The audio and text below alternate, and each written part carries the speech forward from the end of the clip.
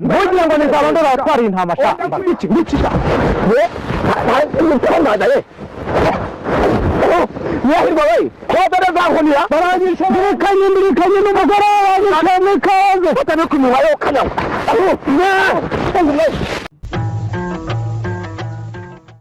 Nigitanga. Niko yewe service wawe. Yewe service. Uwo gasi ubudatuza. Ubwo bwati bwanjye bugarizwe nandi. Ngaho bana mujyane mu bwati bwawe. Nanga. Birikanye mbere kundukira urakora ibiki? Ngwiki. Ngo ndakora ibiki? Bana mu bwati bwanjye bwakubitwa ari nkubaho. Naso niko ngiki ngo ndakora iki? Ngwidufashe. Sha warihe byinshi rwose izo kawa zo ziraguhagama. Ariko niko sha.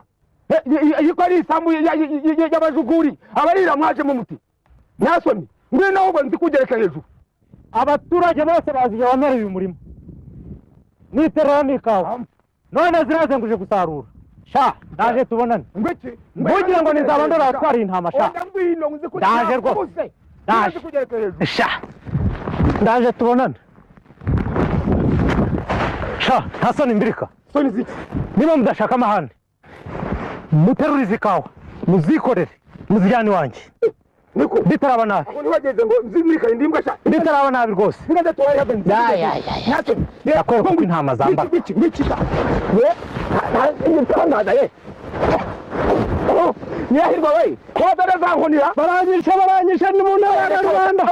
Birikanye n'umugore wawe cyane kaze. Batane kunywa yo kanyawa. Aranyishe. Sha mujyanje sha. Neza. Nimuze sarure sha. Parike kwizadukiza. Genda. Ngaho genda ujye usha. Nzana gufungishirizaho kumva. Naso nta wagize ngo aho wagize ngo hari ntari ziritesha. Uwo muhanda warahuwe ngaho genda di. Ariko abantu iki gihe dore ngo cyabebeta n'ibikote bibi. Cyane. Hatsindwa. Wishije mu ikawa zanjye kuzuka mu mwishe. Uramungu bitenu birashimishije rwose. Ngumenya umutwe. Ariko rero ikisi. Ubwoba bw'ikisi. Ubwoba bw'uko yavira imbere agapfa bakadufunga. Baramazi yapfuye. Ishuye cyo bitwaye. Turamusenja. Ahubwo reka tugiye gusaba izindi kawa. Ubu twazegukanye byarangiye ntakundi.